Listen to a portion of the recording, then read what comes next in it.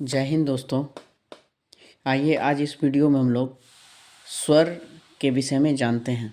स्वर किसे कहते हैं और ये कितने प्रकार के होते हैं।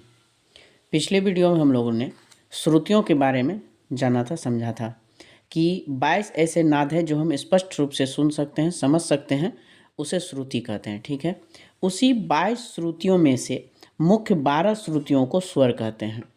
22 श्रुतियों में से मुख्य जो 12 श्रुतियाँ हैं उसे ही क्या कहते हैं? स्वर कहते हैं। स्वरों के नाम इस प्रकार हैं: षडज, सा, ऋषभ, रे, गंधार, ग, मध्यम, म, पंचम, प, धैवत, ध, निषाद, नी। अब देखिए स्वरों के प्रकार कैसे हैं। स्वरों के मुख्यतः दो प्रकार होते हैं, एक शुद्ध या इसे ही प्राकृत भी कहते हैं, ठीक है, और दूसरा होता है विकृत। जो शुद्ध या प्राकृत स्वर है वो 12 में से 7 मुख्य स्वर को शुद्ध स्वर कहा जाता है। 12 स्वर जो हैं उसमें मुख्य 7 स्वरों को शुद्ध स्वर कहा जाता है। स्वरों के प्रकार को हम लोग देख रहे हैं। पहला प्रकार होता है शुद्ध, जिसे 12 स्वरों में से मुख्य 7 स्वरों को हम लोग शुद्ध स्वर कहते हैं। दूसरा प्रकार है विकृत स्वर। विकृत स्वर किसे कहते हैं? वैसे स्वर जो अपने निश्चित स्थान से थोड़ा उतर जाते हैं या चढ़ जाते हैं। जैसे कि जो शुद्ध रे है वो अगर नीचे हो जाए तो वो कोमल रे हो जाएगा, और जो म है वो अगर ऊपर चला जाए थोड़ा तो वो तीव्र म हो जाएगा। तो वहीं ये इसमें बात है कि वे स्वर जो अपने निश्चित स्थान से थोड़ा उतर जाता है या ऊपर चढ़ जाता है तो उसको हम लोग विकृत स्वर कहते हैं। विकृत स्वर भी दो प्रकार के होते हैं, एक होते हैं कोमल और एक होते हैं तीव्र। कोमल जो है जब कोई स्वर अपने निश्चित स्थान से नीचे हो जाता है, जब कोई स्वर अपने निश्चित स्थान से नीचे हो जाता है, जैसे कि जो शुद्ध रे है सा और रे शुद्ध रे है, तो शुद्ध रे से मैं यहाँ पे आपको बताता हूँ। जैसे यहाँ पे शुद्ध रे है, शुद्ध रे से जैसे ही हम यहाँ नीचे आएंगे तो हमें क्या प्राप्त होगा? कोमल रे प्राप्त होगा। तो वही बात है इसमें कि जब कोई स्वर अपने निश्चित स्थान से नीचे आता है तो हमें क्या प्राप्त होता है? कोमल स्वर प्राप्त होता है। और कोमल हम कैसे लिखते हैं? वो ऐसे रे और नीचे में हम एक ये लाइन देते हैं, इससे कोमल रे का पता चलता है। हम लोग हर जो वीडियो आता रहेगा उसमें हम लोग जानकारी जो इससे रिलेटेड होगी, संगीत से संबंधी जानकारी होगी, सभी जानकारी हम लोग इस पर साझा करेंगे। ठीक है।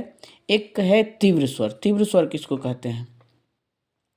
जैसे कि यहाँ पे कोमल रे में नीचे लगा दिए तो चिन्ह ये हो गया कोमल रे। इसी तरह से सभी स्वर में हम लोग जब नीचे लगा देंगे, जो जो कोमल स्वर हैं वो मैं बताऊंगा कितने कोमल स्वर हैं, कितने तीव्र हैं, सही बताऊंगा। तो उसमें नीचे से जब लाइन लगा देते हैं तो वो शुद्ध कोमल हो जाता है। जैसे रे, ग, धा और नी, ये 4 कोमल स्वर हैं। कोमल स्वर कितने हैं? 4 हैं। कोमल स्वर आपको 4 हैं। ठीक है, कौन कौन से हैं? तो 4 कोमल स्वर आपको कौन कौन से हैं? रे है, ठीक है, ग है, ध है और नी है। ठीक है, और क्या है? नी है। ये चारों के नीचे हम लोग क्या लगा देंगे? ये एक ये लाइन दे देंगे। ठीक है, तो इससे हमें कोमल का पता चलता है। जैसे अब तीव्र है। तीव्र स्वर किसको कहते हैं? जब कोई स्वर अपने शुद्ध अवस्था से ऊपर होता है। तो शुद्ध अवस्था से, जैसे ये म है, ये शुद्ध म है, मान ली शुद्ध म भी इसको कहते हैं।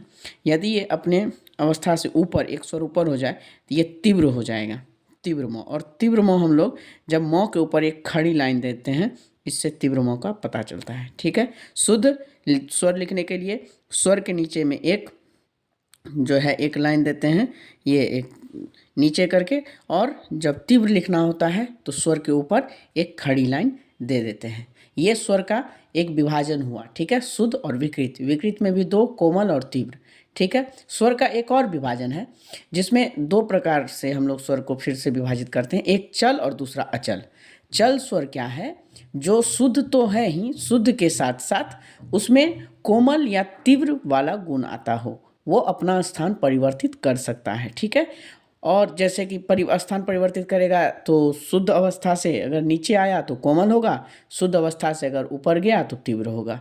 इसी तरह से जो अचल स्वर है वो सिर्फ शुद्ध स्वर ही है और उसमें कोई भी परिवर्तन नहीं होगा, ना वो स्वर ऊपर जाएगा और ना ही नीचे आएगा। और ऐसे दो ही अचल स्वर हैं, सा और प। एग्जाम में पूछा भी गया है बीपीएससी टीचर वाले में, ये बीपीएससी 2.0 में 3.0 में, कि अचल स्वर दो होते हैं तो उसका नाम बताइए। सा और प दो ऐसे स्वर हैं जो अपने स्थान से कभी भी परिवर्तित नहीं होते हैं। इसी तरह से और नेक्स्ट वीडियो में हम लोग किसी और नए टॉपिक पर जानकारी लेकर आएंगे। ठीक है, तब तक के लिए जय हिंद।